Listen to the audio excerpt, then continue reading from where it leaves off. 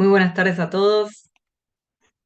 Muchas gracias por sumarse a este encuentro. Muchas gracias por la puntualidad. Bueno, le damos la bienvenida a esta charla de gestionar en el marco de los encuentros y de las charlas que vamos haciendo en distintas plataformas. Eh, Tenemos la intención de reunir a la comunidad que ya nos conoce y con el cual no es necesario presentarse, pero también invitar y abrir la oportunidad de brindar información sé que hay mucha gente que todavía no nos conoce, así que me presento, yo soy Florencia Tortorella y desde Gestionar abrimos espacios para brindar información de valor y para analizar el contexto, para mirar un poco nuestra coyuntura y también siempre de cara al futuro, ¿no?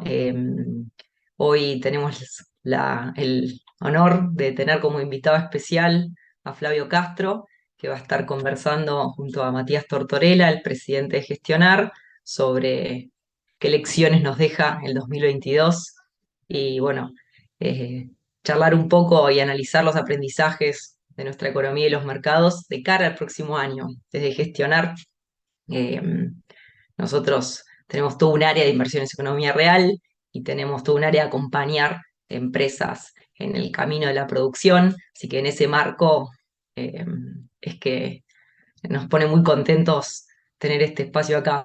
Ahí van saludando, algunos conocemos, caras conocidas, mucha gente nueva, así que muchas gracias. No voy a hacer muy extensa esta presentación, pero primero voy a presentar a Flavio Castro, que es un amigo de la casa y parte un poco de la familia Gestionar hace muchos años, y no por eso deja de ser un especialista que hizo una trayectoria y un recorrido muy importante. Eh, Hoy hablábamos que tiene un paquete de libros atrás, no lo vemos, así que ese es un poco eh, lo que viene hoy a compartir, su experiencia y su trayectoria.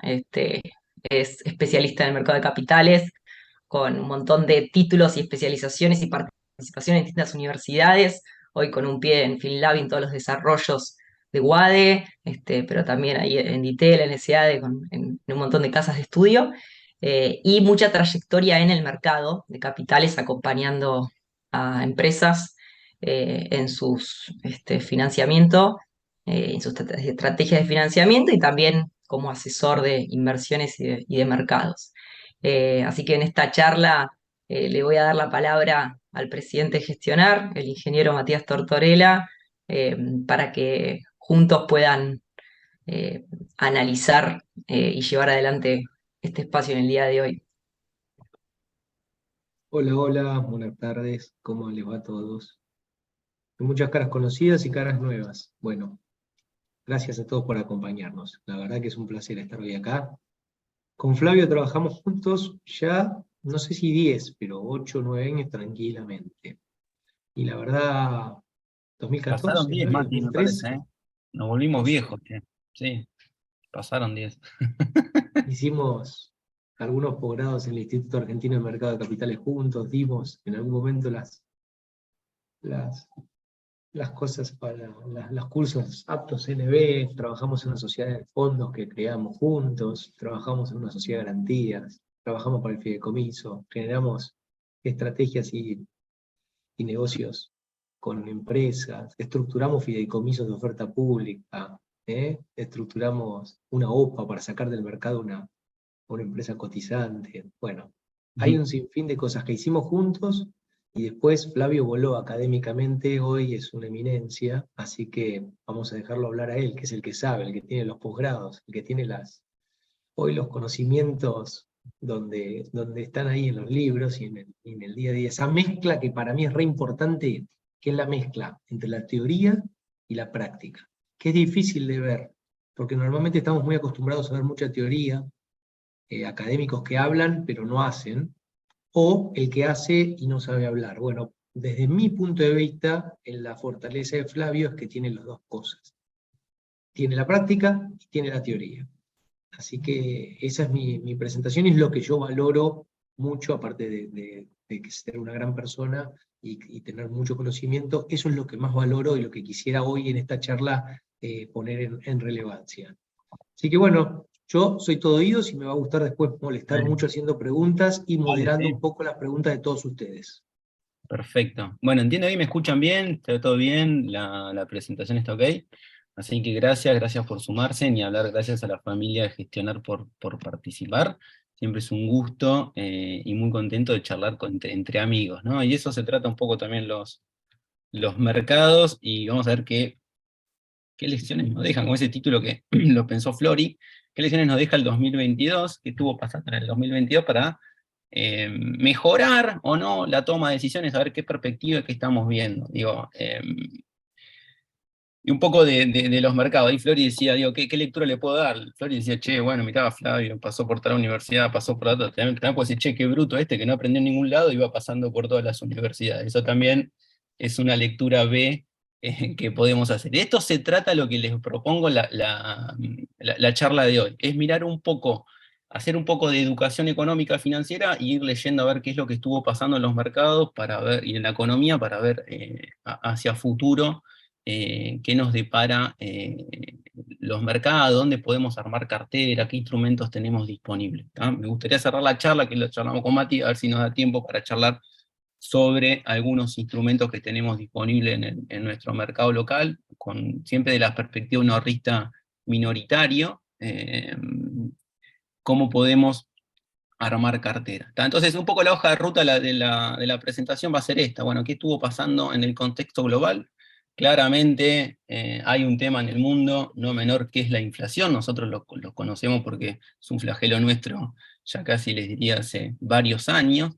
Y el tema ahora de la recesión. Vamos a explicar qué relación hay entre esas dos variables. Y en el contexto local, no me insulten, digo que la economía funciona bien. No digo que nos guste, digo que funciona bien, vamos a ver por qué digo eso. No es que tome alcohol ni nada por el estilo, vamos a ver qué relaciones lógicas hay entre las distintas variables, con lo cual el resultado que vemos es el esperado. Y después cerrar, como les decía, con algunos instrumentos disponibles. La última reunión que tuvimos, hicimos foco en cómo armar una cartera de inversión, así que me gustaría retomar un poco de acá, como para darle un hilo a estas charlas. Digo, pensemos en esto, a la hora de ahorrar hacemos un esfuerzo, no consumir hoy, en pos de tener un premio en el futuro.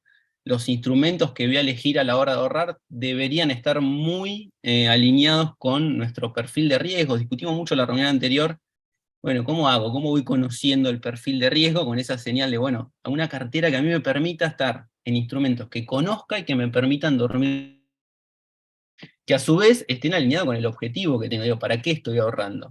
Estoy ahorrando para irme de viaje, estoy ahorrando para jubilarme, estoy ahorrando para cambiar la casa, estoy ahorrando para comprar el auto, para la educación de mis hijos, lo que quiera.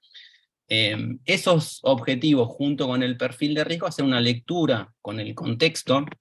A ver, la lectura que vamos a hacer en contexto no necesariamente tiene que ser de alguien que sea un economista súper profesional de los mercados, sino poder entender ciertas variables claves para dónde va la cosa, y me parece muy importante sí asesorarse, así como para tener, no sé, educación, salud física y mental, estar bien con uno, no sé, hace terapia, va al médico, salud financiera, poder charlar estas cosas con un asesor financiero, con un profesional que nos ayude a mejorar la toma de decisiones financieras. Y sobre todo ser disciplinado, o sea, ser consecuente entre mis objetivos, lo que veo del contexto, ¿no? Y los instrumentos que voy sumando a esa cartera. ¿Para qué? Porque si tengo respeto, digamos, esas condiciones, es menos probable que uno se deje ganar por las emociones y pegue volantazos en las carteras. Que cuando uno pega volantazos en las carteras de inversión, por lo general es donde pierde la rentabilidad. Porque ¿qué pasa? Ve que la cartera empieza a bajar, nos empezamos a asustar, a amargar o lo que fuera, y por una cuestión de emoción vendemos, y vendemos cuando los precios caen, con lo cual reconoces la pérdida. O te dejás llevar por la emoción cuando y después termina ajustando el precio de los activos. ¿Tá? Entonces, eso siempre tenerlo presente antes de arrancar y ver un poco el contexto, que es esto de acá, ¿no? Digo, el perfil de riesgo, el objetivo, el contexto y con los instrumentos disponibles vamos armando esa cartera de inversión. Bueno, ya metiéndonos en lo que nos dejó el año, ¿no? Estando en noviembre del 2022, a nivel global no necesitamos ser muy especialistas de esto, simplemente estar conectado con el celu, noticias. Vemos que la inflación es un problema en el mundo, ¿tá? Principalmente en Estados Unidos. La charla anterior discutíamos esto, mirá, la Reserva Federal, que es el que guía la política monetaria en Estados Unidos, en el 2021 decía, tranqui, esto es algo transitorio, el problema de inflación, después lo vamos a ver más en detalle si quieren, pero digo, era un tema producto de la pandemia, de la cuarentena, se va a ajustar, es algo transitorio. Bueno, resulta que no fue así, como mucho le anticipaba el mercado, y vemos hoy en día una Reserva Federal que está reaccionando a esa inflación más alta y persistente. Por lo tanto, eso es un problema para la economía y para los mercados, ¿tá? De hecho, pensemos un segundo esto para que nos sirva y nos quede para leer cualquier informe, entender qué es lo que está pasando hoy y el día de mañana. El valor que debería de tener cualquier activo, que es lo que se hace en finanzas, depende en términos generales de dos grandes variables. De los flujos de caja que genere ese activo, yo me compro una acción, un bono, o cualquier otro activo, lo compro no en función de su historia, sino en la expectativa que tenga de la generación de dinero, de flujos de caja que me va a generar, ¿no? Y ese flujo de caja, como se da a lo largo del tiempo, lo vamos a estar descontando de acuerdo al riesgo a una tasa de interés, ¿no? O sea que los precios que yo veo en los mercados, que todos los días se transan de activos financieros, en definitiva no deja de ser un valor presente de lo que creemos que ese activo va a generar en el futuro. Entonces, con esto digo, podemos pensar en tener un análisis, no les digo muy detallado, pero un panorama general de lo que está pasando en el mundo, siguiendo estas dos variables. Digo, los flujos de caja de las empresas en promedio, ya sabemos que los promedios tienen un montón de problemas, pero en promedio dependen del nivel de actividad de las economías, y el nivel de actividad también, de manera simplificada, muchas veces lo podemos desagregar de esa manera que está ahí en esa formulita en la presentación, que no es ni más ni menos decir, che, mira, todo el nivel de actividad en la economía está compuesto de los bienes finales de la economía, por el consumo de las familias, por la inversión que hacen las empresas, por el gasto público, y por lo que hagamos con el resto del mundo, las exportaciones y las importaciones, ¿no? Entonces, ¿cómo llegamos hasta acá? ¿En qué panorama tenemos? Tenemos alta inflación en el mundo, y una Reserva Federal que está forzando a una recesión económica. ¿Por qué? A ver si lo podemos hacer sencillo y de última nos vamos ayudando entre todos. Digo, veníamos en el 2019 con una economía que hacía años veníamos de la salida de la crisis del 2008, con tasa de interés muy baja, y de golpe nos sorprende una pandemia donde la mayoría de las economías del mundo aplicaron cuarentenas, algunas economías, bien digo, de manera más inteligente, otra menos inteligente, más extensa, menos extensa, pero básicamente el mundo fue, quédate en casa.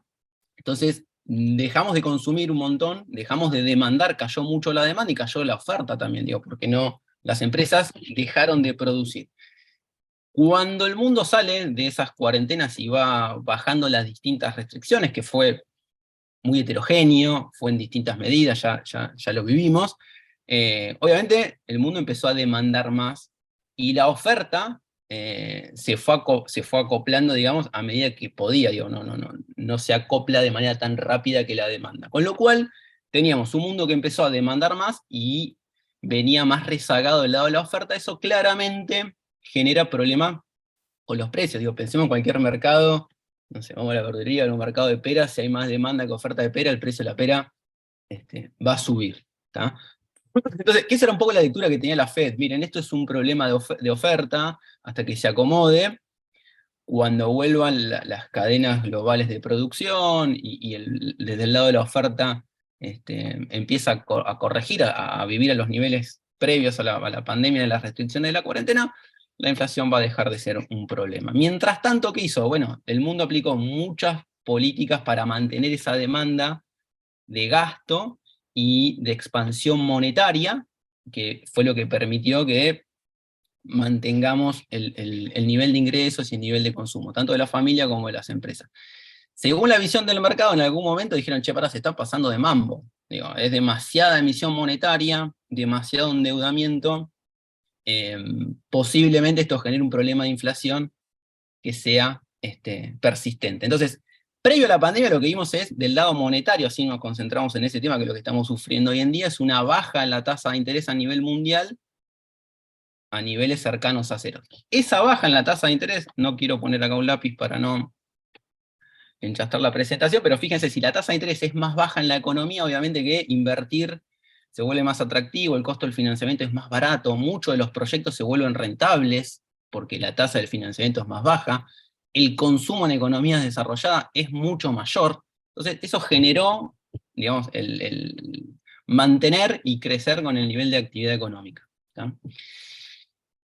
¿Qué pasó? Historia conocida y los charlamos en la reunión anterior. Bueno, las señales de inflación no fueron tan transitorias como la propia Reserva Federal creía hasta ese momento, y la inflación se empezó a hacer cada vez más elevada y persistente en el mundo, con lo cual la Reserva Federal, que es el Banco Central de los Estados Unidos, un sistema de Reserva Federal que tiene como misión preservar el valor del dólar, básicamente, y llevar adelante la política monetaria, lo que empezó a hacer es subir la tasa de interés, que es lo que estamos viendo hoy en día. Entonces hoy en día el mundo se alarma por la suba de tasas de interés, y lo que veíamos antes, esa suba de tasa de interés lo que hace es que a los flujos de caja de los distintos activos los descontemos con una mayor tasa de interés. Con lo cual, el efecto que tiene es que el precio hoy de los activos tiende a caer, en distintas velocidades, en distintos instrumentos, pero tiende a caer. Entonces, si tengo que hacer una lectura rápida del mundo, vemos una inflación alta y persistente,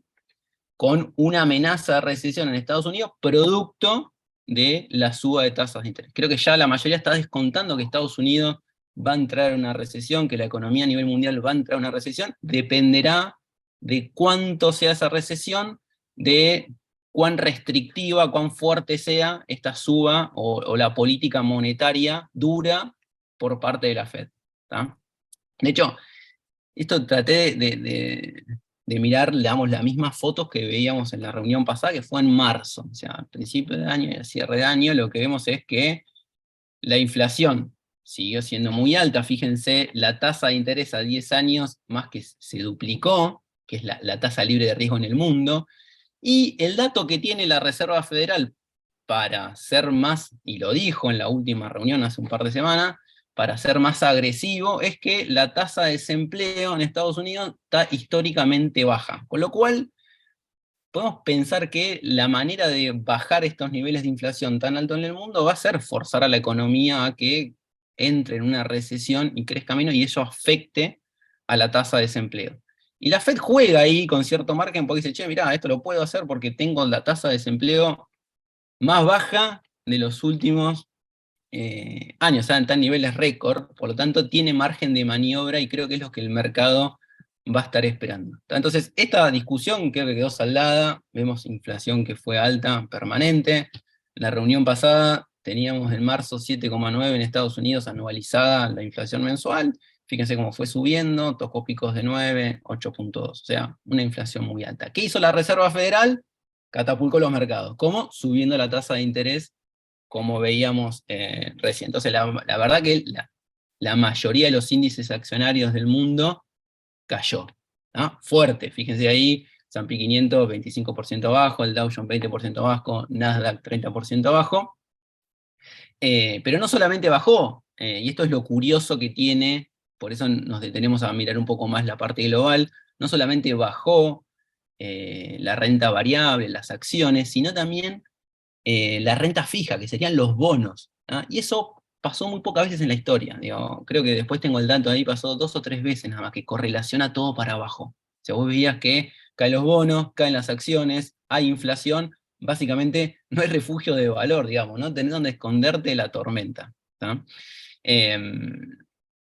Bueno, obviamente que producto, digo, vemos al mundo que se preocupa mucho por la suba de tasa de interés, creo que una de las enseñanzas, que era un poco el motivo o el hilo guía de la charla, es, mira, preocupémonos cuando la Fed baje mucho la tasa de interés, no cuando la suba, porque cuando la sube, es normal que la tenga que subir. Ya lo vivimos en el 2008, antes de la crisis, que por distintos motivos o no, se genera también con una fuerte baja previa de las tasas de interés por parte de la Reserva Federal. ¿Tá? Entonces, fíjense, ahí muestra un poco los 8 mercados bajistas que tuvo antes la Fed, y más o menos es como que el mundo con ciertas reglas de la política económica y de la política monetaria va surfeando estos ciclos económicos que se enfrenta a la economía. Digo, cuando hay recesión, baja la tasa y estimula la demanda; cuando se enciende alguna alarma de inflación, sube la tasa y baja la demanda. Ahora está en un problema distinto, porque es una economía desacelerándose, pero a través con problemas de inflación. ¿Tá? Y esto obviamente que arrastra a todo el mundo. Entonces todo el mundo tiene que subir las tasas de interés. Son incrementos muy altos de tasas de interés, no tanto por el nivel de la tasa, sino del punto de partida que tenía de niveles de tasa de interés hacia dónde la está llevando. ¿Tá? Ahí abajo del todo está Argentina, 75% de la tasa de política monetaria a través de la LELIQ, y el último dato de la inflación. Y esto pasó en todo el mundo. ¿Tá? Y esto les contaba antes, digo, no hubo refugio de valor, todo correlacionó para abajo. Tanto los bonos como las acciones. Fíjense, pasó en el 31 y en el 69. No tenemos muchos datos ni momentos de la historia en un mundo que cambió cuántas veces desde ese entonces. ¿Tá? Entonces, yo lo que creo es que la Fed no puede perder y no quiere, y creo que está dando ese discurso más agresivo y dando las señales de que tiene las herramientas para bajar la inflación, porque no puede perder credibilidad. Porque del otro lado, cuando vemos qué es lo que pasó con el dólar desde que se creó, obviamente que, fíjense toda la pérdida de valor que tiene el dólar desde el último siglo, y eso que acá no cuenta, tiene ahí hasta el 2020, no conseguí algo más reciente para contar justamente todo este proceso inflacionario que estamos viviendo. Por lo tanto, digo, la Fed no puede perder credibilidad, creo que va a ser lo más duro y que pueda para llevar a la economía a bajar la inflación. El mercado lo está descontando, fíjense que ve para todo el año que viene tasas de interés que pueden llegar a rozar el 5%, la tasa de política monetaria de la Reserva Federal, o sea que lo ve como algo que va a durar en el tiempo. No va a ser algo tan fácil y tan rápido. Y esto es lo que les contaba antes, digo, el margen de maniobra que tiene la Fed es una tasa de desempleo en Estados Unidos históricamente baja. ¿Tá? Algunos datos curiosos. Por ejemplo, el asalariado en Estados Unidos hace 18 meses, más o menos 18, 19 meses, que su nivel, la inflación le va ganando a lo que están subiendo los salarios. O sea, tiene una pérdida real en el poder de compra. Y fíjense esto, cómo está manteniendo el nivel de consumo. Dejó de ahorrar a niveles récord, ¿tá? La tasa de ahorro personal de cada uno de los consumidores, de las familias en Estados Unidos, y empezó a consumir con crédito. Con lo cual, digo, no cierra mucho esta ecuación si dejamos de ahorrar, consumimos con crédito, la tasa de interés estamos viendo que puede llegar, puede no, está subiendo y va a permanecer alta por algún tiempo largo. Entonces esto además lo que hizo que, si uno lee las noticias, el dólar apreciándose contra el resto de las monedas, lo cual le facilita hacer la política monetaria, y cómo acompañó al resto del mundo, como les contaba antes, también subiendo la tasa. Todas las economías desarrolladas, y las economías también acá de la región, un poco para ver el vecindario que estuvieron haciendo. Ahí sacamos a Argentina porque me saca de escala y acá lo puse aparte, también subió la tasa. Digo, que acá lo vimos justo con el cambio de mandato del equipo económico y la llegada de Massa, que yo fue justo en ese momento donde también, fíjense, Brasil, Chile, Colombia, Perú, y acá se ve mejor, suben la tasa de interés. ¿Tá? Entonces, ante este contexto, ¿qué vemos hacia adelante? Bueno, obviamente un signo de interrogación muy grande, pero siempre los mercados tienen algún activo, alguna revancha, digo, algún lugar donde tratar de encontrar valor. Ante esta suba de tasa, y que el mundo en este sentido lo que hace la suba de tasa es un poco normalizar, digo, y sacar de la cancha aquellos negocios que previo a la pandemia crecían y no se sabía mucho por qué. Hoy en día el mercado está depurando esas empresas, esos sectores que por ahí, capaz que en algunos casos se subían a la ola de una moda, o lo que fuera, y durante todo este año han perdido mucho de valor. Y se vuelve muy atractivo, algo que en los últimos años parecería pasado de moda, que eran los bonos, o sea, todo lo que es renta fija. A mí que me toca estar delante del aula, cuando le pregunto a los chicos, che, ¿por qué estás estudiando finanzas? ¿Qué es lo que te gusta? Y nada, te hablan de criptomonedas, acciones, toda esa adrenalina de operar los mercados, y decís, che, ¿y los bonos, la renta fija? No, no sé, ¿qué es? ¿Es un papelito que no te rinde nada? ¿Vas cobrando los cupones? Eso cambió, digo, la renta fija se volvió atractiva. ¿Por qué? Empresas norteamericanas que tienen grados de inversión, que tienen buena calidad de crédito, están rindiendo 6-7% en dólares. Hace un tiempito atrás, esas tasas de interés estaban cercanas a cero o eran tasas de interés muy bajas. Entonces, se vuelve atractivo, no para cualquier tipo de empresa, sí para empresas. Tratemos de pensar en el contexto atado a las empresas. Empresas que si sube la tasa, bueno, las que tienen más chance de sobrevivir o de llevar todo este periodo de una mejor manera son las que estén menos endeudadas. Entonces, empresas que tengan buena calidad de crédito, que sean de valor, que sean reconocidas, que tengan historia, con un buen management, que tengan bajo endeudamiento, seguramente son las empresas donde esos bonos, incorporarlos a las carteras, es un buen, digamos, instrumento hacia adelante. Después, no perder de vista el largo plazo. Digo, ¿no? Esto fue antes de la pandemia, lo habíamos discutido en la clase anterior, la charla anterior, y fíjense cómo a lo largo de la historia se cumple la relación que hay entre riesgo y rentabilidad, pero los instrumentos, tanto de renta fija, ganan a la inflación en el mundo. O sea, ¿qué quiere decir esto? Que tenemos tasas de interés reales positivas. ¿Qué quiero decir con esto? Que tienen un premio el hecho de ahorrar. ¿No? Entonces, también con la idea de a qué instrumentos voy, qué hago, soy un inversor minorista. Bueno, llevar adelante estrategias de inversión que sean pasivas, donde uno replique el comportamiento de un índice, a lo largo de la historia te muestra que tenés rendimiento. A largo plazo hay rendimiento, hay generación de valor siguiendo esas estrategias. O sea que no está mal pensar, a ver qué señales va dando el mercado global para que la Fed se ponga fuerte para decir, bueno, hasta acá subo la tasa porque veo que la inflación, la recesión ya me está dando todo lo que tenía que dar, y ahí, antes que se produzca eso, la renta variable va a empezar a pegar la vuelta. ¿Tá? Entonces, después vamos a ver algunos instrumentos que tenemos desde acá, desde Argentina, un inversor minorista, para alocarse ante esas expectativas. ¿Tá? Y hasta acá más o menos era un pantallazo general de cerrar el mundo, Mati, Flori, de qué es lo que estamos viendo. No toqué nada, obviamente que esto se lleva puesto también a las mismas políticas a Europa. Y un tema que no toqué, tampoco soy especialista, que es China, que las noticias vemos que, más allá de la geopolítica, está todo el tema de las políticas de COVID-0 que están teniendo, ¿no? De que tiene Tremendo algunos eso. brotes. Claro, entonces, Tremendo. si se cierran eso, sumémosle que los commodities también van a ir para abajo. Hoy Flavio muestra China que fue el primer mes en 8 años que bajó la compra de soja. Claro, ahí está, exactamente. Claramente muestra que China está recién ahora empezando un nuevo paradigma, la devaluación de ellos, la baja de la fuerza de la moneda, los commodities. Claramente China va a ser un jugador diferente, ¿no? Coincido. Y ahí el tema de las políticas que estaban implementando de COVID-0, digo, se sienten. ¿Tá?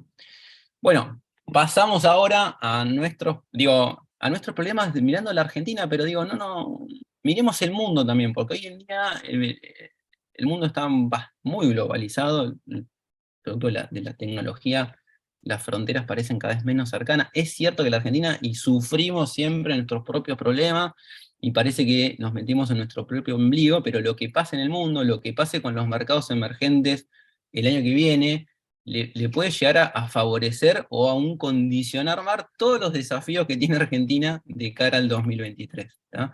Entonces, algunos puntos que habíamos tocado la reunión anterior, y son los temas que no los tengo que explicar mucho, porque todos nosotros los vivimos a diario y lo escuchamos a diario. Tema de la inflación, obviamente una inflación muy alta, persistente, ¿no? 6,5, 7% mensual, más o menos es como viene corriendo el ritmo de inflación. Si anualizamos esto, hay inflaciones de 3 dígitos, ¿no? Con lo cual ya bajar esos niveles de inflación creo que va a ser mucho más difícil.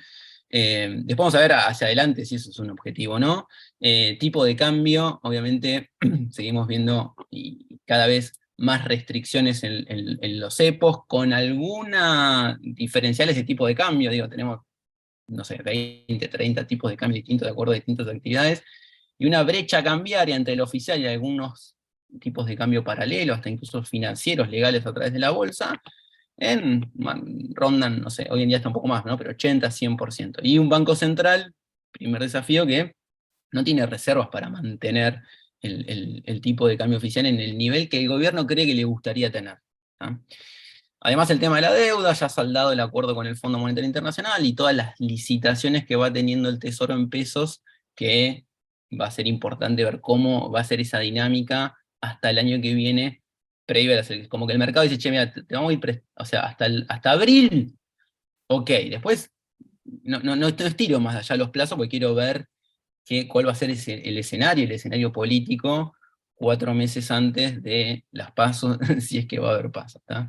Y el riesgo país elevadísimo, 2.498 puntos básicos, que, a ver, sería eso, para entenderlo más fácil, es un 25% más de sobretasa que tiene que pagar un bono argentino en promedio para que lo compre un inversor global.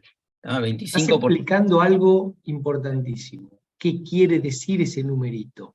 Repetilo despacito, porque es muy interesante. Cuando Está dice bueno. el riesgo ¿Y sabes por país qué? está en 2.498 puntos básicos. ¿Y sabes por qué está Nadie bueno? entiende nada, pero todos miran Exacto, ese número. pero porque nos taladra, y vos escuchás, yo era chiquito, en el 2001, que también, en el 2001 en el Riego País, te ibas a dormir, y estaba en las noticias, y te pasan lo que había pasado en el día, qué sé yo, cómo cierra el dólar, el Merval y el Riesgo País. Te tiran el número, y claro, vos, esto es un problema, Fuimos, sí. tanto, pero digo, ¿cuál es el problema, no? Entonces, esto es una opinión personal mía, digo, que se transmita así de manera masiva en los medios de comunicación, no sé si tiene mucho sentido, la verdad, que vayas con el auto y te estés alterando porque el riesgo país esté en 2.500, 2.300, no sé si tiene mucho sentido, pero sí es importante entenderlo. Entonces, como bien decías recién, Mati, es una sobretasa, digo, está medido en puntos básicos, 100 puntos básicos es un 1% de tasa. Entonces esos son 25% casi, 24,98% de tasa de interés. Y es una sobretasa, es un spread, o sea, es un diferencial por encima que están rindiendo los bonos argentinos en promedio, por arriba de la tasa libre de riesgo, que es la tasa del bono del Tesoro americano 10 años. O sea, hay que bajarle 4. Claro, exacto, o sea, subirle, o sea, que un bono argentino en Subirle promedio te rinde 30% en dólares. Ahí Promedio. está, 30 puntos, exacto.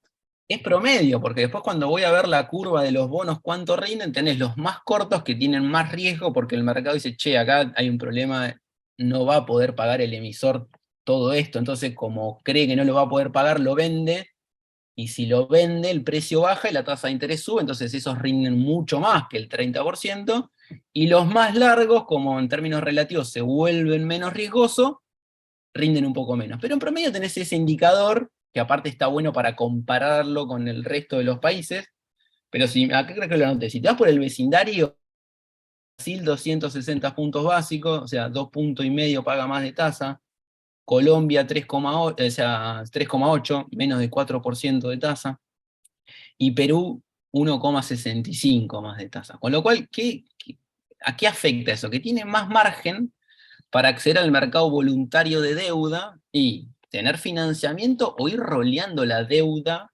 que van teniendo. Es como los gastos que tenga cada uno, cómo vivo si tengo tarjeta de crédito. Como cuando yo era chico que jugaba en un club de básquet y todos los viernes Pato, que era la que estaba encargada de la cantina, tenía el cuadernito y te fiaba. ¿Por qué era importante eso? Porque si tu viejo te portaste mal en esa semana y no te dio plata, sabías que le ibas a pasar bien igual con tus amigos porque tenías crédito, iban y te fiaban. El día que perdiste la confianza, que le dijiste a Patricia que le ibas a pagar la semana siguiente y no lo hiciste, quedabas excluido del cuadernito. Y si quedas excluido del cuadernito, es si tengo plata de gasto y si no tengo, me tengo que ajustar, digo, no me queda otra. Digo, en ese momento no podías comprar otra cosa. Que eso es un poco lo que le pasa a Argentina hoy, digo, no tiene acceso al financiamiento externo. Después está la discusión aparte, no nos vamos a meter, es que si eso es bueno o malo, porque cada vez que la Argentina toma deuda, se exacerba eso, digamos, y se empacha de deuda. ¿Tá?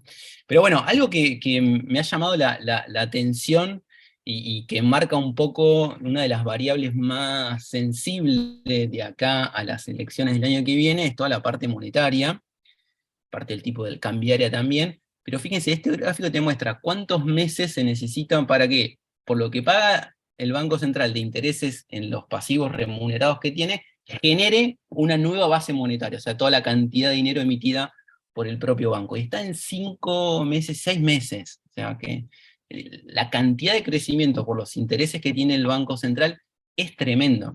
Eso también uno lo puede leer como inflación deprimida. ¿Tá? Entonces voy a decir, bueno, con todo esto que me estás contando, Flavio, ¿cómo puedes decir que la economía en la Argentina funciona bien? Voy a decir que es un chiste. Bueno, ¿por qué digo que la economía, no digo que nos guste la realidad económica que tenemos, pero funciona bien? Porque se lo voy a contar así como si fuera un cuento para ver cómo van relacionando las variables. Digo, en cualquier libro de texto de economía o de macroeconomía, del consenso, no estoy hablando de ninguna corriente que sea muy, que esté sesgada en algún pensamiento no tan alineado con el consenso, digo, te dicen que, mira, cualquier economía que tenga un elevado gasto público y no lo pueda financiar, o sea, que no tenga financiamiento, lo financia con emisión monetaria o con impuestos. Si tenés un exceso de emisión monetaria, te genera inflación. Lo vimos antes, lo está mostrando el mundo, lo reconoce la FED hoy en día. Si la inflación es muy alta, sube la tasa de interés, obviamente, y baja la inversión. Digo, no me quería meter con Argentina, pero digo, cuando tenemos inflación muy alta, fíjense que yo que uso lentes, es como genera como en la economía, como una miopía. ¿Viste? Cuando sos miope, lo que somos miope, no vemos muy de lejos. O sea, entonces vas a esperar el bondi y estás así con los ojitos, no sabes si viene el 54, el 124, hasta que lo tenés cerca. Saludás a alguien en la calle, te levantan la mano y vos saludás, no tenés ni idea quién está saludando, pero lo saludás.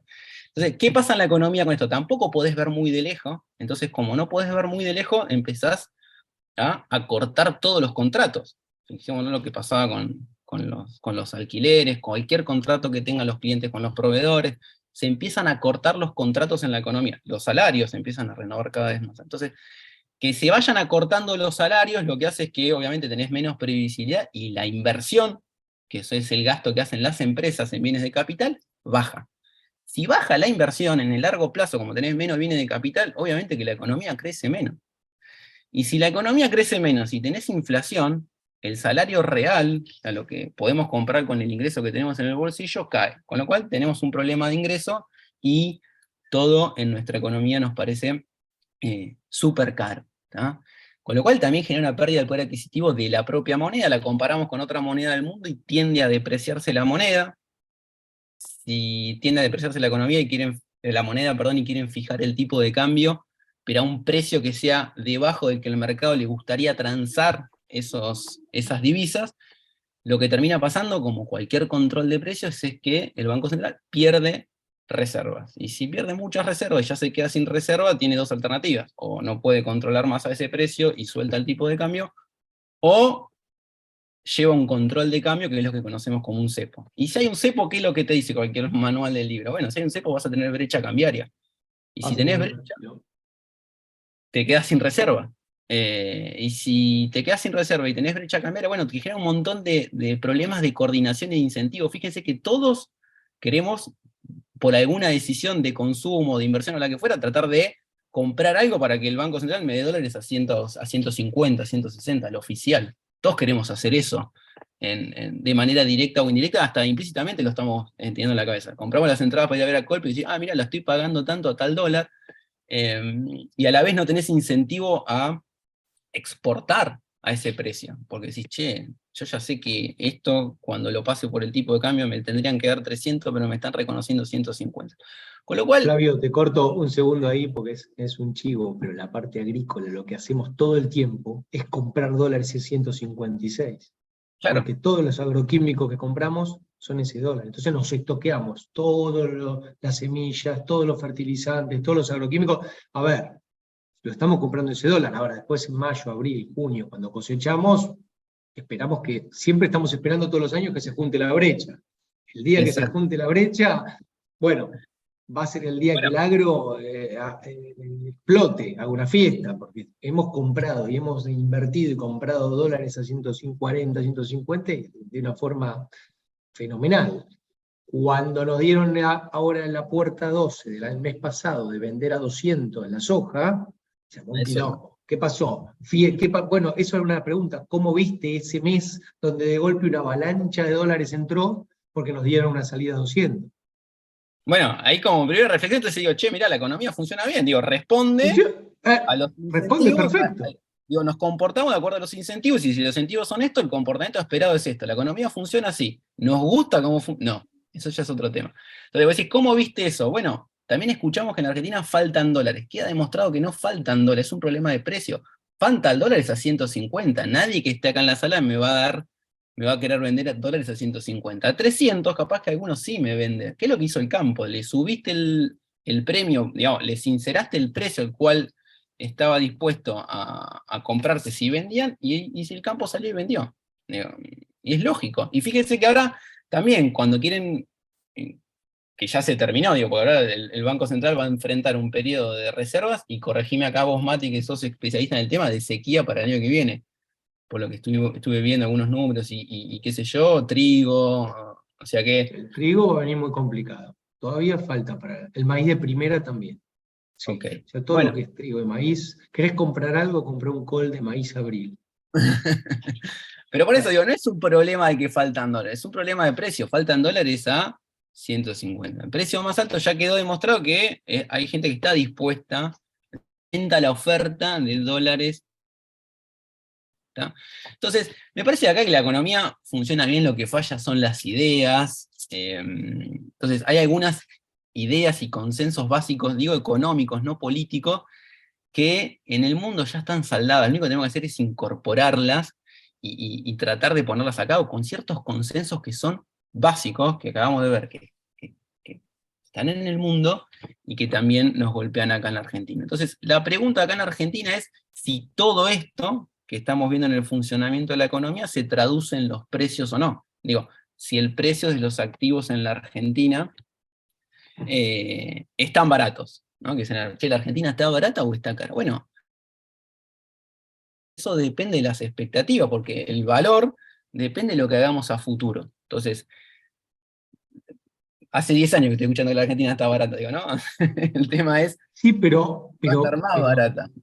el tema es, puede estar más barata o puede no. El tema es aprovechar los momentos, dónde está la tendencia, ¿no? Cómo surfeamos la ola de la inversión, dónde nos jugamos Exactamente. y dónde Entonces, no. ¿cómo nos damos cuenta si la Argentina o no está barata? Bueno, no lo quise poner acá para no hacerlo tan expreso, pero digo, miremos cualquier bien que consumimos en nuestra economía y fijémonos cuál es el precio en dólares en la región. No te estoy diciendo economías de primer mundo, digo en la región. Y uno va a ver que depende qué dólar tome. Si tomás el dólar oficial, en algunos bienes estás o un poco más caro o estás igual que el resto. Ahora, con el dólar paralelo, el de la brecha, la Argentina está barata. Digo, ¿y cómo nos damos cuenta que está barata? Agarremos nuestro salario, nuestros ingresos, y dividámoslo por 300 para ver cuál es el ingreso en dólares, y comparémoslo con el 2018-2017. No te digo que lo comparemos con una familia norteamericana, con nosotros mismos hace 4 años atrás. Y vas a ver que la Argentina ahí está muy barata. El tema es si es una oportunidad de compra con estos niveles de precio. Y Y las si empresas todo es lo está... mismo, ¿no? Las Exactamente, Mati. empresas, porque hoy una empresa valuada a este dólar, ¿bien? ¿Cómo lo ves en empresas? En empresas cotizantes o en empresas las de Bueno, nosotros, ¿no? exactamente lo mismo. Digo, el Merval, digo, desde el 2019 acá, en dólares, está, eh, digo, se desplomó, ¿no? O sea que el precio de las acciones argentinas, de las empresas en sí, Que de no están cualquier... endeudadas. Sí, pensemos en cualquier activo. Digo, por eso dije, bienes, empresas, salarios, la Argentina está barata. Ahora, nos cuesta todo muy caro, decimos, che, no nos alcanza. Bueno, tenemos un problema de ingreso, como dije antes. Entonces, no nos alcanza a nosotros, no quiere, porque tenemos un problema de ingreso, porque justamente como estamos baratos, el salario también está muy bajo. Entonces, carteras, creo que la Argentina es claramente una plaza transaccional. No hay largo plazo. Y ahora vamos a ver algún instrumento, los fondos comunes de inversión, es todo corto plazo. Entonces, ¿cómo se llega al 2023? Bueno, surfeando algunos de estos riesgos que estábamos conversando antes, creo que si el escenario del gobierno actual, también tenemos que definir qué es el gobierno, ¿no? Digo, es es el presidente, pero bueno, que eso impacta también en el precio de los activos. Creo que si llegan con la idea que tienen, que creo que en todo esto que estamos discutiendo, la idea del gobierno es, mira, la devaluación genera la inflación, entonces no quiero que eso tener que transitarlo y pagar yo el costo político de eso. Podríamos ver una Argentina que de acá al 2023 la tasa de inflación le gane a la tasa de interés y al dólar, o viceversa, depende cómo se en algunas, digo, cuánto quiera trazar y pueda trazar el tipo de cambio en función de un año electoral, y ese sería el escenario base probable si, no es un programa, pero si me parece que la idea del gobierno, la lectura que uno hace, es exitosa en esos términos. Si no, lo que termina pasando históricamente en la Argentina, que bueno, viene una devaluación y ahí el dólar se lleva puesto al resto de las variables, o incluso al estar coqueteando con una nominalidad tan alta, bueno, es una inflación del 100%, digo, no es lo mismo que hace periodos recientes atrás con una inflación del 30 o hasta incluso del 50. ¿Tá? Entonces, ¿qué instrumentos tenemos acá, Mati? Y si querés charlémoslo para ir, otra vez, -10, para ir cerrando, para una cartera global. Para una cartera local, perdón, para un ahorrista acá minoritario, pero que tiene la posibilidad de ver el mundo. ¿Tá? Entonces tenemos como distintas clases de activos, ¿no? O sea, lo que es renta variable, pensemos básicamente que uno puede invertir en empresas, ¿tá? En acciones o en CDRs, que ahora vamos a explicar qué es, y en renta fija que puede invertir en bonos. Si uno es un inversor que recién está arrancando en esto, decís, ok, entiendo lo que es la renta variable, lo que son las acciones, entiendo lo que son los bonos, pero ¿cuál elijo? Cuando voy a ver el menú es enorme. Hay un instrumento que a mí me parece fabuloso para arrancar, que son los fondos comunes de inversión. ¿Por qué? Porque dentro de los fondos comunes de inversión tenés distintas familias con distintas opciones que se especializan, o cuyo objetivo de inversión es la renta fija, la renta variable, distintos de renta fija. Digo, puedo tener, ahora vamos a verlo, algunos fondos comunes de inversión que sean de bonos, pero para protegerte de la devaluación. Algunos fondos comunes de inversión para protegerte de la inflación y que ajustan por ser. Algunos fondos comunes de inversión para no perder plata en el cortito plazo si la necesito antes del mes. Entonces, es un abanico bastante importante. O quiero invertir en acciones, pero, qué sé yo, no sé, y me parece una buena idea seguir una estrategia pasiva y decir que, bueno, más o menos quiero ir siguiendo el índice y compro fondos de acciones. ¿No? Ahora, ¿qué es un fondo? Y la mejor definición que me dieron a mí fue esta: es un chanchito de ahorro colectivo. ¿Vieron cuando estamos en la casa y cuando éramos? Ahora no, porque no vale nada el peso de hacer esto, sería un error Bueno, financiero. pero escúchame, es lo mismo que un fondo agrícola, como muchos de Exacto. nosotros estamos, a un fondo ganadero. Es cuando vos no podés gestionar un negocio porque tu volumen no lo da, tu conocimiento no lo da, te juntás con otros. Hoy somos casi 300 que nos juntamos para sembrar o para comprar hacienda. Bueno, es lo mismo que hacemos, le pagamos entre todos a un super genio que mire todo el tiempo las acciones y compre y venda por mí y me cobre, pero entre todos eso queda muy barato. Pero sin Exacto. darnos cuenta, nosotros en el fideicomiso gestionar es lo mismo. Estamos Sí. sembrando entre todos y bajando los costos fijos. Está La, di- la- buenísimo. la diferencia de Mati también, la ventaja que hoy me parece que tiene toda la economía real hoy en día es que te estás colocando no en instrumentos financieros, sino que en bienes.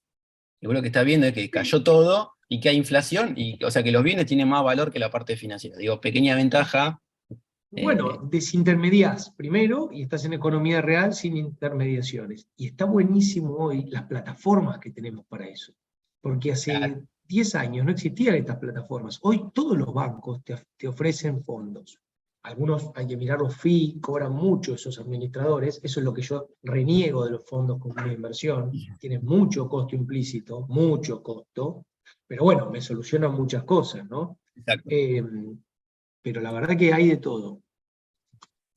De hecho, un poco para Digo, ¿cómo arranco con esto? Listo. Digo, en el fondo es un chanchito de ahorro donde todos ponemos plata y somos dueños de la parte proporcional del chanchito por la plata que pusimos. Esa plata la va a administrar una sociedad gerente, se llama así, del fondo, que es justamente a quien yo le delego toda la administración profesional de todo ese fondo. ¿Tá? Y por otra parte hay otra sociedad que se dedica a cuidar el chanchito, que es la sociedad custodia. Con lo cual eso le da transparencia y le da tranquilidad al inversor de que es una industria que está bien resguardada, es una industria que está controlada, es una industria que hay mucha transparencia. Con lo cual me quedo tranquilo de que no es que le estoy dando la plata a alguien y no sé qué está haciendo. Incluso a la persona que le doy la plata para que la administre no la toca porque la custodia la tiene otra sociedad. Ese balanceo me parece que es fundamental. Pero ¿qué características tiene o por qué yo, siendo un inversor minorista, me puedo aprovechar de esto? Primero que invierten ahí los inversores institucionales, o sea, los grandes jugadores invierten acá. Entonces, el fondo este es un fondo gigante, con lo cual, bajo la administración profesional, permite una diversificación muy amplia de todas esas inversiones. Si yo con 10.000 pesos, 15.000 pesos, 200.000 pesos, quisiera replicar una diversificación tan amplia, no podría. No ¿Tá? podría. Por las comisiones, porque no me da la plata para comprar cada activo. ¿Tá? Entonces, lo primero que tiene es, mira, le delego a alguien que está todo el día mirando esto. Segundo, está súper diversificado que yo no lo podría hacer. Cuarto, hablamos de la información pública y que tiene costos que son, a Mati le puede parecer alto, pero son transparentes. Te dicen, che, mira, por administrarte te voy a cobrar esto, después no hay ningún otro costo oculto, raro.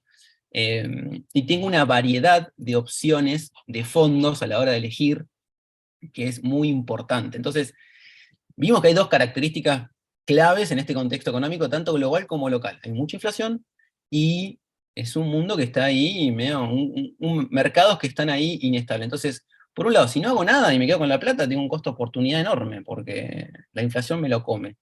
Y después, si quiero hacer algo, obviamente tengo que tomar riesgos en un mundo que es inestable. Y acá, con esto voy a ir cerrando. ¿Cuáles son los tipos de fondos que tengo? Digo, tengo fondos transaccionales para usarlo, para poner la plata en el fondo y retirarla durante el transcurso menor a un mes, o sea, para manejar mi liquidez, pero que te dé la plata parecida a un plazo fijo, ¿no? Y tener esa liquidez que es fundamental a la hora de muchas veces elegir un instrumento si es plata que la necesito usar. Después Esto en una inflación del 100% es fundamental, porque por más que clave, no pague la inflación, yo me resguardo el sueldo o el ingreso o el cobro de mi empresa en el money market, me paga todos los días y puedo rescatarlo. Es todos más, los días. algunos bancos te permiten hasta rescatar el fin de semana ahora. Sí, escuché eso, ¿Está ahora bien? la industria de los Sí, es fines la de semana. novedad. Hasta el fin de semana podés rescatar el money market, cosa que está muy buena. Y es súper útil para las empresas y para el minorista también. Digo, sé que tengo gastos a fin de mes, pero no lo puedo poner en un plazo Perdón, yo lo porque, uso como persona, eso, claro, permanentemente. Hoy tarjeta de crédito a pagar a 1 de diciembre, money market todo el mes. Y me acabo de ganar ¿cuánto? Un 6-7% de descuento en todo lo que compré. perfecto. Entonces digo, es un instrumento, dada la macro argentina, es útil para solucionar algo desde la micro. Desde Después la tenemos, micro. exacto, después tenemos todo lo que es fondos de bonos, de renta fija, que ahí, de acuerdo a los riesgos que uno se quiera cubrir, tenés fondos de renta fija que se cubren ante un evento devaluatorio, que son los dollar link. Fondos de renta fija que están concentrados más en ser que te cubren contra la inflación. Fondos de empresas corporativas argentinas que de verdad te han tenido muy buen crédito y están hasta pagando de manera dolarizada. Tenés esa familia de fondos y algunos transaccionales más cortitos que no te pagan como el money market, pero al otro día, y también es una opción para el que tenga más cautela o un horizonte más cortito de tiempo. Después tengo todas las familias de fondos que, si quiero invertir en acciones y no sé qué acción andar eligiendo en Argentina. Y después algunos fondos, algunos hay en la industria, que mezclan un poco de todo, ¿no? O sea, tratan de ser más agresivos para tener más retornos, con horizontes de más largo plazo, y mezclan un poco de bonos, un poco de acciones, y el que maneja el fondo tiene más discrecionalidad para buscar retornos. Y el otro instrumento desde una cartera de inversión en Argentina para un minorista son los CDRs, que ya están de moda hace un tiempo, y los CDR de ETF, que también son como una especie de fondos cotizados, los ETF que cotizan en los mercados globales, y yo los puedo comprar desde Argentina en pesos, con una cuenta comitente de acá, con una cuenta de inversión, a través del CDR. ¿Qué es el CDR? ETF ya lo pasé. ¿Qué es el CDR? El CDR es un certificado. Lo que se negocia acá en la Argentina es el certificado que tiene como subyacente, o sea, que tiene atado a otro activo, que en este caso es algún ETF. Y ese ETF es un fondo que cotiza fuera en el exterior. Entonces, es la manera que tenemos en Argentina para incluso diversificar riesgo, que es muy importante salir del riesgo. Digo, trabajamos en Argentina, tenemos el riesgo del ingreso en Argentina, nuestros activos en Argentina, y nuestros ahorros, tener la posibilidad de invertirlas afuera, independientemente del contexto, es un gran instrumento. Entonces uno compra el certificado y está atado a la evaluación de ese subyacente. Hay que tener en cuenta que cotiza acá en pesos y está atado a lo que cotiza afuera en dólares, o sea que tengo, digamos, dos vías por lo cual tener Mueve por dos lados. ganancias. Claro, digo, puede ser Mueve que... si sube y baja el dólar y mueve si sube y Exacto, baja afuera. el activo, Pero vos exactamente. estás hablando de o acciones afuera o fondos afuera, que son los ETFs, Exacto, son fondos, son trade funds afuera que exacto. juntan y engloban. La verdad que eso, vamos a darle un poroto al último año y medio que apareció esto, porque la verdad permite comprar a dólar oficial, ¿no? En verdad no a dólar oficial, porque está evaluado a dólar. Exacto, está el dólar implícito, pero te permite Implícito. poder acceder. Pero lo estás comprando con pesos Lo estás comprando con pesos, del exacto. mercado. Flavio, tengo un par de consultas, aprovechando que faltan unos minutos para terminar. Perfecto. La verdad que hubo varias consultas, desde consultas sobre cómo estudiar y cómo prepararse para todo esto, de Valentín, que con 22 años quiere poder aprender todo esto, y le digo a Valentín, sí, si no es la facultad hay que estudiar mucho y trabajar mucho, no hay mucho secreto en este mundo. Claro, no, igual Estudiar, trabajar, estudiar, trabajar. Pero... cualquiera que tenga, súper abierto me quedo a cualquiera que tenga alguna consulta, o les paso mi correo, o me pueden contactar por LinkedIn, que lo tengo abierto, así que no, súper abierto a cualquier consulta que tengan, bienvenido. Yo voy a salpicar dos o tres antes que vos Dale. hagas el cierre, capaz nos podemos exceder unos minutitos, disculpas Dale. a la Yo audiencia, justo había pero creo que terminado. está Digo, muy... ya con esto cerraba, lo único para comentar que de esos ETF hay habilitado 9 que se pueden operar, que son estos. Después pueden ir chusmeando que cada uno representa algún sector, o la economía en su conjunto, por ejemplo, el SPY que representa, sigue al S&P 500, digo, la bolsa norteamericana. Después tenemos mercados emergentes, Brasil, digo, cada uno replica algo de esos fondos. Acá Pero hay digo, dos o tres muy interesantes, permitime, ya que estamos en esta parte, cerrar. El de energía es muy interesante, ese XLE, ¿no? exacto.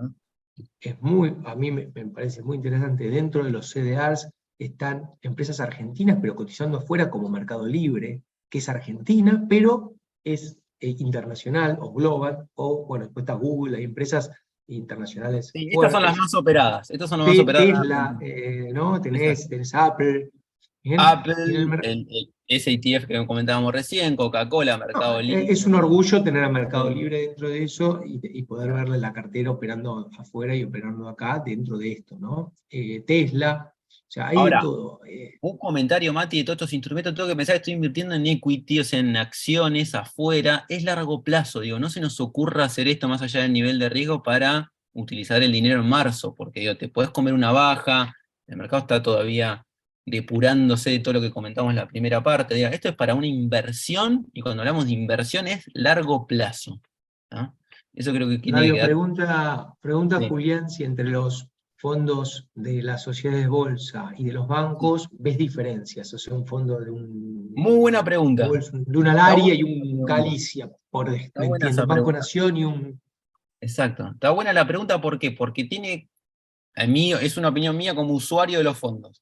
Tiene costos-beneficios. Digo, primero, si tenés fondo en el banco donde te acreditan el sueldo, tiene la comodidad que ya tenés la cuenta ahí, ya está, recibiste la plata el mismo día.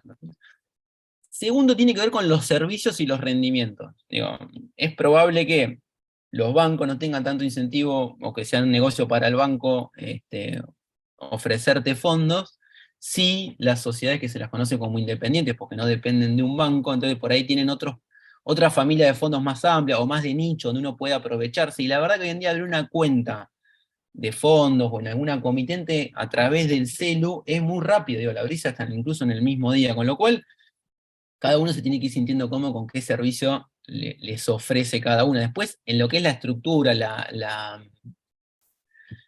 operatoria es exactamente lo mismo.